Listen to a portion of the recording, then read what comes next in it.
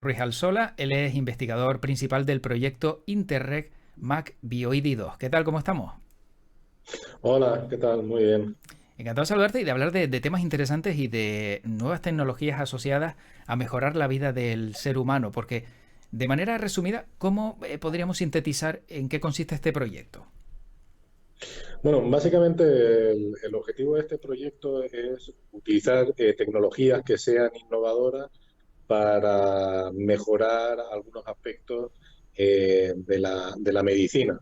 El proyecto tiene una componente muy fuerte de innovación tecnológica, como digo, pero después también tiene una componente muy fuerte de cooperación para el desarrollo. Se trata de que las cosas que innovemos, y podremos hablar después de qué cuestiones en concreto estamos haciendo, pero que sean también accesibles y viables en países en vías de desarrollo en general y en particular en los que tenemos más cercanos.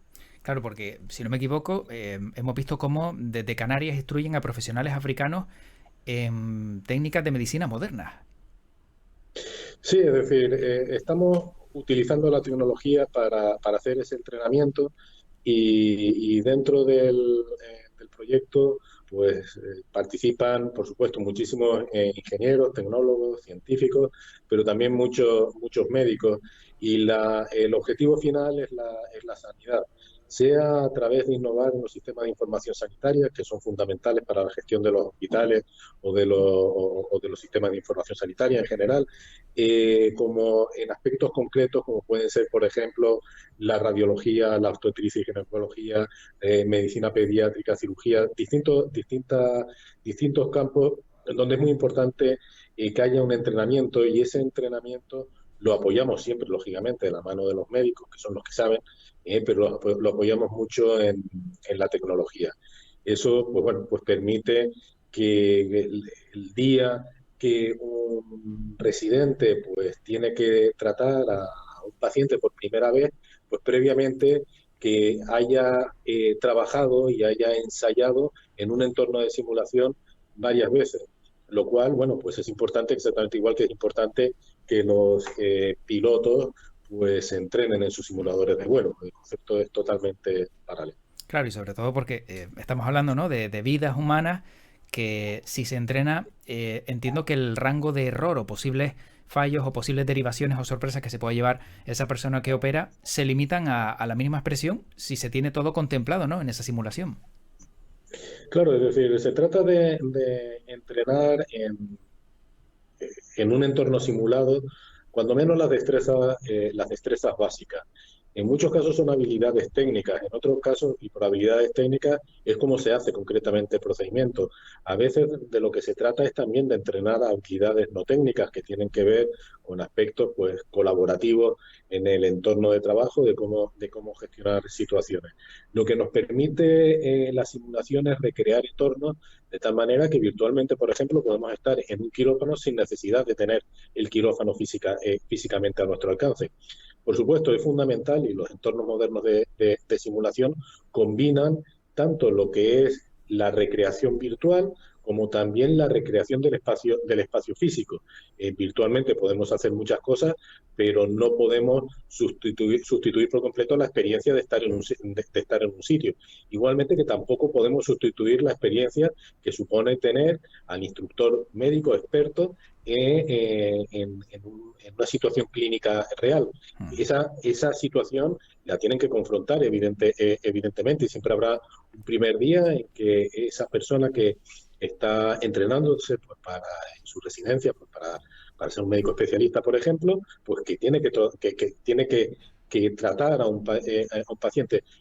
Son cuestiones que no podemos sustituir. Lo que podemos hacer es facilitar que se llegue mucho mejor entrenado y en muchas mejores condiciones de aprovechar ese entrenamiento y con mayores garantías de seguridad para los pacientes a esas fases más avanzadas del entrenamiento que necesariamente requieren pues la participación de los propios pacientes. Lo que demuestra que la realidad virtual, por ejemplo, está dando pasos de gigante y estos avances también mejoran el día a día de esos pacientes y no solo de los pacientes, sino de los profesionales que curan o operan a esos pacientes.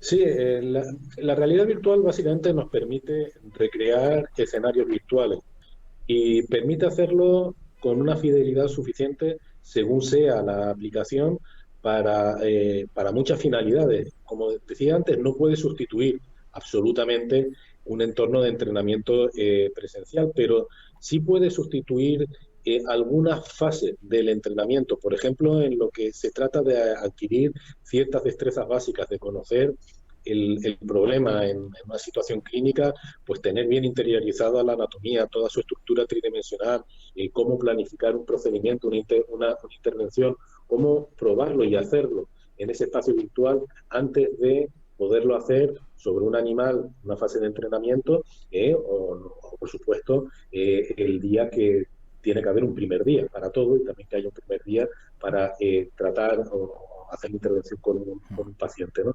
Se trata básicamente de acelerar el aprendizaje, pero por un lado, pero también de que ese aprendizaje sea seguro y que sea positivo para los médicos supervisores, que sea muy fructífero para las personas que están recibiendo el entrenamiento y, por supuesto, que sea enormemente seguro para que se gane seguridad del paciente, pues para los pacientes que son los destinatarios últimos bueno, y últimos y principales y, lógicamente, centrales de todo lo que es la prestación de servicios sanitarios.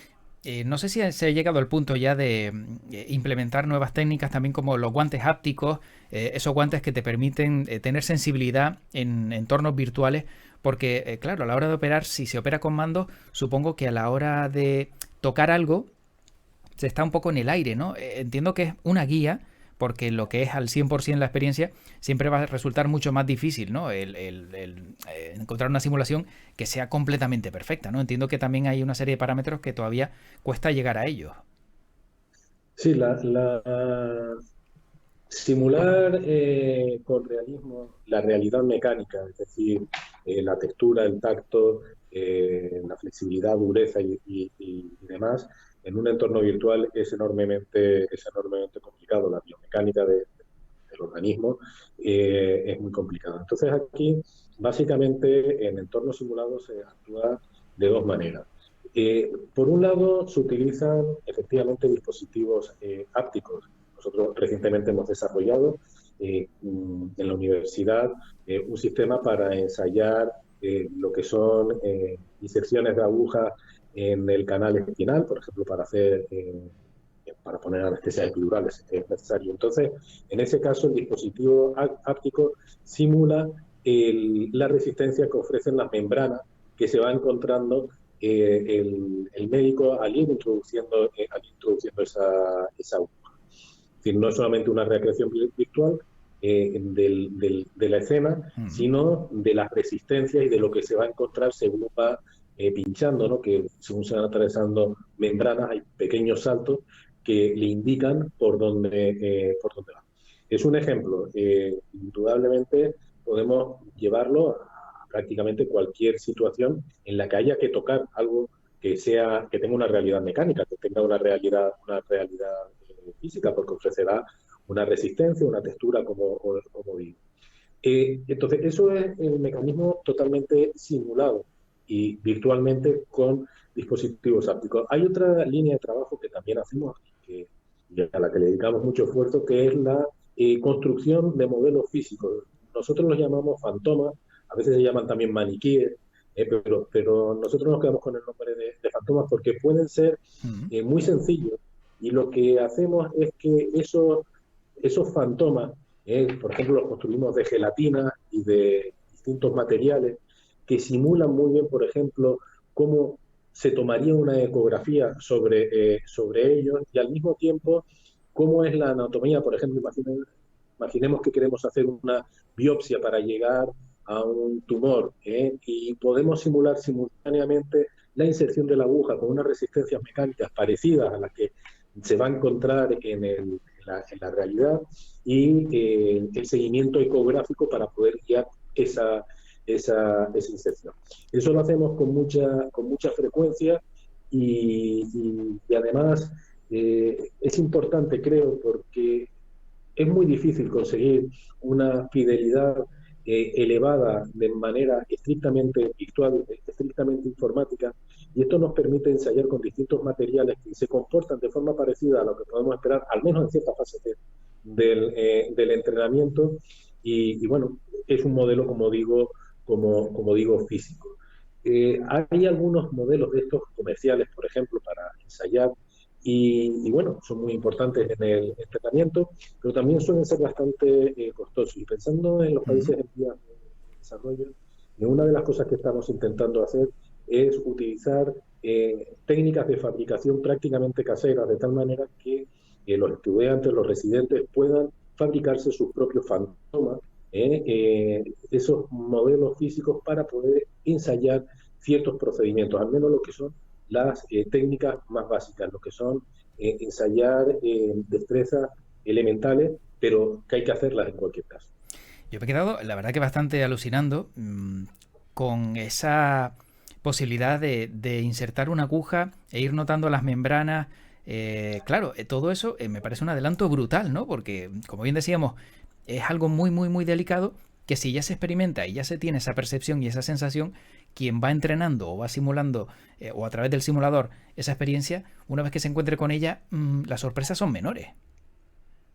Sí, es decir, el sentido común Mm. lo dice claramente y por eso se utiliza la simulación cuando se entrena a pilotos para volar. Si tú confrontas la realidad que vas a vivir posteriormente, pues vas a poder reaccionar mejor.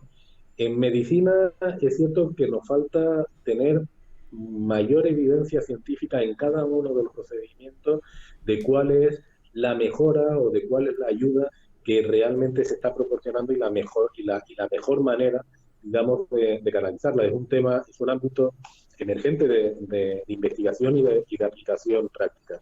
Como digo, el sentido común lo indica claramente, el sentido común, por regla general, funciona muy bien. Si me entreno en un entorno simulado con un grado de fidelidad que sea razonable para la aplicación de la que se trata, voy a llegar mejor preparado al primer día que tenga que confrontar la situación real. Creo que el argumento es irrebatible. Mm. Cierto es que necesitamos trabajar no solo nosotros, sino la comunidad científica internacional más en demostrar en los distintos procedimientos que realmente podemos acelerar el aprendizaje, que podemos ahorrar tiempo de médicos expertos, que podemos hacerlo sin deteriorar el entrenamiento de los residentes, médicos que estén ensayando los procedimientos y que además con todo ello que el paciente recibe un tratamiento con todavía mayores garantías o al menos con las mismas garantías, pero que esos profesionales se forman pues con celeridad y con seguridad.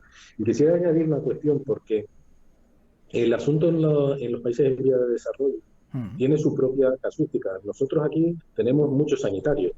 Indudablemente, pues si fueran más, pues todavía mejor, porque evidentemente la sanidad y la sanidad la necesitamos para preservar nuestra salud y tener muchos profesionales sanitarios, pues indudablemente es una cuestión absolutamente necesaria, pero en los países desarrollados, más desarrollados económicamente, indudablemente tienen sistemas sanitarios muy potentes, con médicos muy entrenados y con muchísima experiencia.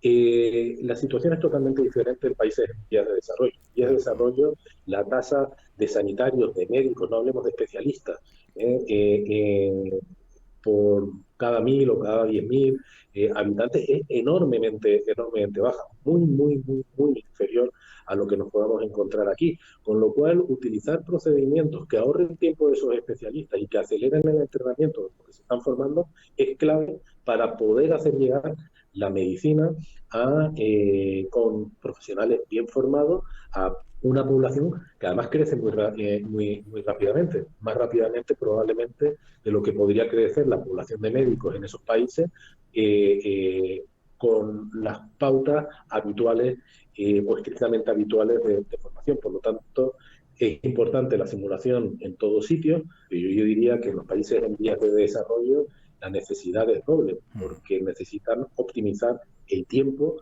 todavía más de lo que lo hacemos aquí de sus médicos especialistas, porque hay muy poquito.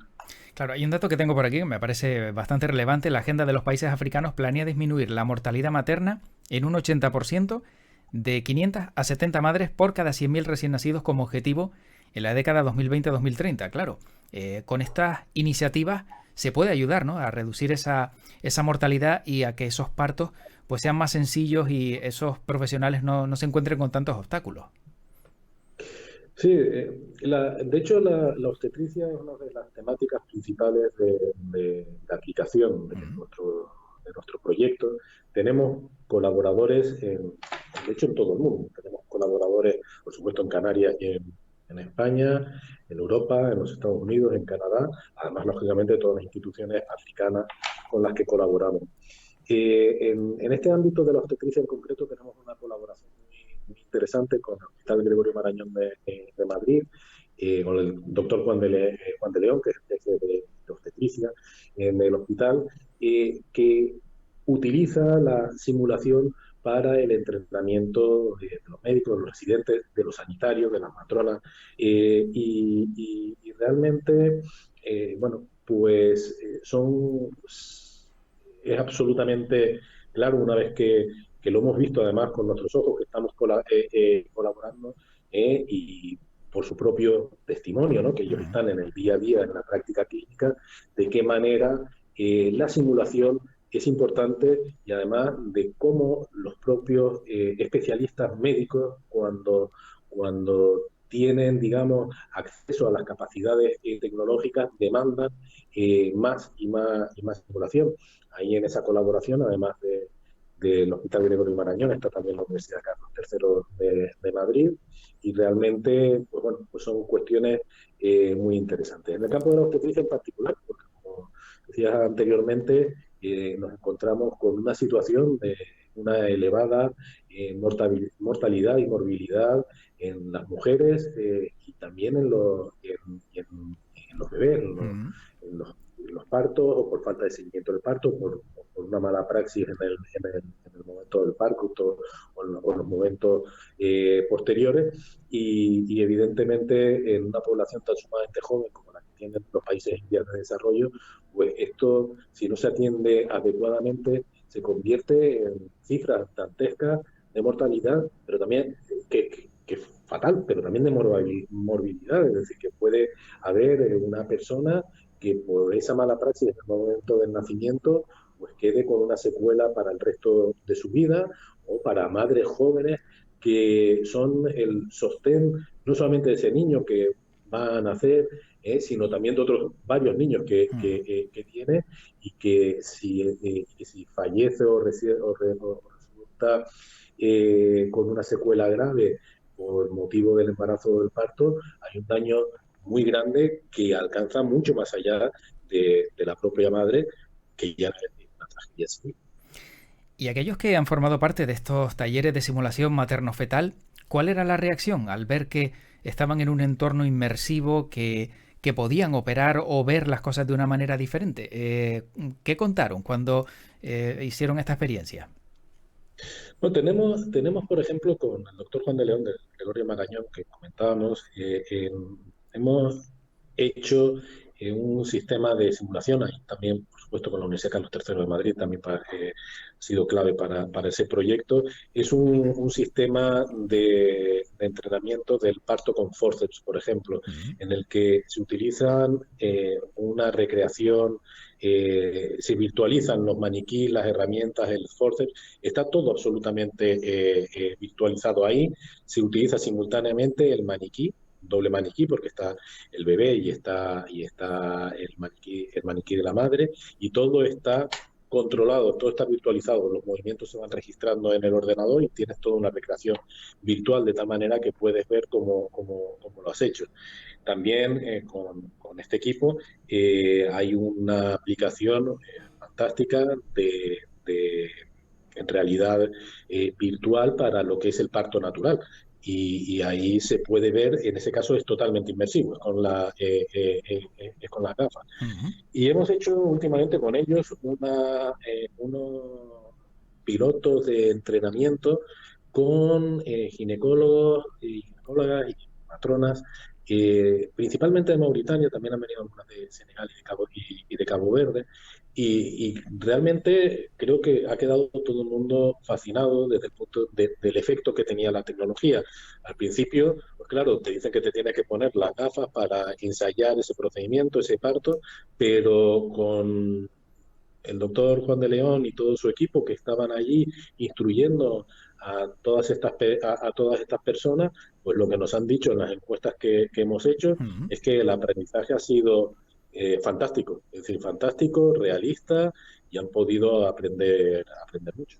Claro, porque una cosa es que te den las herramientas para que tú te las aprendas y sepas llevar a cabo algo, pero si ya te hacen formar parte de algo, ya lo interiorizas y te llega más la información, ¿no? Que supongo que al final todas estas realidades virtuales inmersivas es lo que están aportando, ¿no? El hecho de verte ahí que hace que te quedes con más conocimientos. Sí, yo pienso en fin, que es lo que hablábamos antes. Si se recrea con el nivel de realismo suficiente, el nivel de realismo no quiere decir que sea una fidelidad, como Mm, si fuera, en el caso de la obstetricia, pues una mujer que estuviera pariendo en ese momento, estuviera dando a luz en ese momento. Es decir, ese grado de realismo no lo necesita probablemente para entrenar al menos lo que son destrezas básicas. Tendrá que llegar el momento en el que el especialista, la matrona, se enfrente, quiero decir, confronte esa situación. Pero indudablemente se aproximan enormemente. La aplicación de realidad virtual que diseñó y puso en marcha el doctor Juan de León, se recrea completamente el paritorio y se ve la cara, los gestos, los sonidos de la mm. madre dando a luz. Pero se ve también, miras a un lado, ves al padre, miras a otro lado, ves a la matrona, ves a auxiliares, perdón. El punto de vista es el de la matrona que está asistiendo a ese parto. Y bueno, yo no soy médico y me pongo el sistema y entiendo mucho mejor de qué es lo que se trata. Pues me imagino que para los que son sanitarios y ya tienen una formación y parten de un conocimiento pues amplio, pues podrán hilvanar muchos elementos porque están recreadas distintos tipos de situaciones. Claro, la tecnología sola no es nada más, la tecnología es una ayuda. Es Claro. fundamental tener los equipos de formadores que sepan además utilizar esa tecnología, pero les permite acelerar el aprendizaje de tal manera bueno, cuando una persona va la primera vez a asistir a un parto, se mete por primera vez en un paritorio, realmente, aunque sea supervisada por otra persona más experta, lo que es cierto es que sabe razonablemente lo que se va a encontrar. Mm. Y lo mismo que decimos en el caso de la obstetricia, como digo, ginecología, obstetricia y pediatría son campos absolutamente fundamentales en todos sitios, pero en África y países en desarrollo aún más. Pero aparte de eso, en cirugía, cualquier campo de la medicina, al final, todos son importantes porque todos nos proporcionan la salud cuando la perdemos. Sin duda. Bueno, para ir acabando, ¿cuál va a ser el siguiente paso de un proyecto como este, el Interreg Mac BioID2? No sé si una tercera parte, una mayor proyección. ¿Cuál sería el siguiente paso a dar? Bueno, ahora el paso que es muy importante porque el Interreg MacVideo se llama MacVideo 2 porque hubo MacVideo 1, hemos ido avanzando etapas, hemos formando un consorcio internacional potente en donde, bueno, ha hablado de grupos nacionales, por supuesto está el Servicio Canario de la Salud también implicado, es socio del proyecto, está el Ujú. Instituto Tecnológico de Canarias, están las dos universidades canarias, pero tenemos colaboradores en el resto de España, como es el Gregorio Marañón que acabo de mencionar, la Universidad Complutense de Madrid. Bueno, no voy a mencionar más para no dejarme Sí. a nadie más fuera, ¿no? O de irme a dejar. Como digo, son bastantes las entidades nacionales, pero también internacionales. Por ejemplo, la Universidad de Harvard, con un hospital importante en Boston, el Brigham and Women's, Ujú. o la Universidad de Queens en Canadá, con un laboratorio importante de cirugía percutánea. Y tenemos varias instituciones africanas. En el caso de Senegal, por ejemplo, tenemos la mayor universidad del país, que es la Universidad Cheikh Anta Diop, el Hospital FAN, que es el principal hospital de referencia del país, la Universidad de Ziguinchor y otras entidades. En el caso de Mauritania, pues tenemos a la Universidad Al Aziriyah, que es la Ujú. universidad principal país, la Universidad Central, lo mismo nos pasa en Cabo Verde.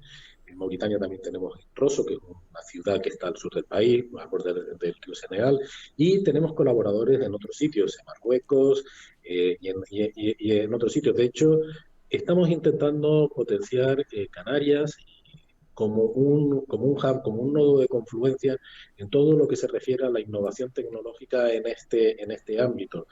Y vienen de Estados Unidos, vienen de Canadá, vienen del resto de Europa Ujú. y de España para participar en formación utilizando tecnología con colegas africanos, tanto médicos como ingenieros. Ahora, a final de enero, de hecho, organizamos un workshop internacional con toda esta gente que he mencionado pero bueno, esto ya venimos haciéndolo desde hace tiempo. El Ujú. paso siguiente es dar un paso más allá y lo que vamos a plantear en la siguiente fase es crear un centro de simulación que sea un centro de simulación de referencia en este ámbito geográfico que sea tomado como modelo por países africanos, latinoamericanos, donde venga la gente a proporcionar innovación tecnológica y también formación y donde puedan venir de África y de Latinoamérica, además de Europa y Norteamérica, Ujú. a recibir esa formación. Es decir, vamos a llevar a lo que será un centro esa simulación con esas dos componentes fundamentales, simulación médica con esas dos componentes fundamentales, innovación, es decir, I+D e innovación, y orientación a la cooperación para el desarrollo con el objeto de que Canarias se convierta en una referencia. Por ello, centros de simulación hay muchos y esto se hace en Europa y en Estados Unidos con frecuencia. Lo que no es tan habitual es que esos centros de simulación tengan esa vertiente de cooperación para el Claro. desarrollo, además que desarrollen tecnologías que sean adecuadas para tal. Y además cuando hablamos de algo tan importante que puede mejorar la vida, ¿no? De otros lugares y entornos subdesarrollados, como decíamos, pues creo que es fundamental. Mm. Em, Se me ocurre, y yo no sé si es demasiado atrevido, pero como última pregunta, ¿veremos alguna vez que alguien puede operar en remoto a través de una gafas de realidad virtual, por ejemplo, y que sea otra persona la que guíe pues las manos de quien está operando? ¿Esto es posible? Bueno, lo que se puede hacer en el futuro, en el medio y en el largo plazo es complicado de saberlo, básicamente por cuáles son los límites de la inteligencia artificial que desconocemos absolutamente cuáles son sus límites. Sabemos hasta dónde llega la inteligencia natural y las destrezas que somos capaces de desarrollar y estamos muy lejos de poderlas emular de forma general al menos. Es cierto que en procedimientos concretos, en tareas concretas, las máquinas pueden hacerlo muy bien y la inteligencia artificial puede hacerlo muy bien. Sin embargo, la capacidad de generalización, de abstracción que tiene hoy por hoy un cerebro humano bien formado y bien entrenado Ujú. no es sustituible por una máquina. Una máquina podrá insertar una aguja con una suma precisión, pero si se la saca de, de los elementos que tiene entrenado, será infinitamente, hoy por hoy al menos, menos fiable de lo que es una persona bien entrenada, un especialista. Por tanto, lo que nos depare el futuro, no lo sé, no puedo decir que dentro de 30 o 40 años Mm. tareas complejas que hacemos las personas no las estén haciendo también las máquinas. No me atrevería a afirmarlo, aunque sé que lo habitual es decir que no, pero yo no lo sé. No, no, Bueno, lo desconozco. En el futuro próximo, tareas concretas ujú. sí las hacen muy bien las máquinas.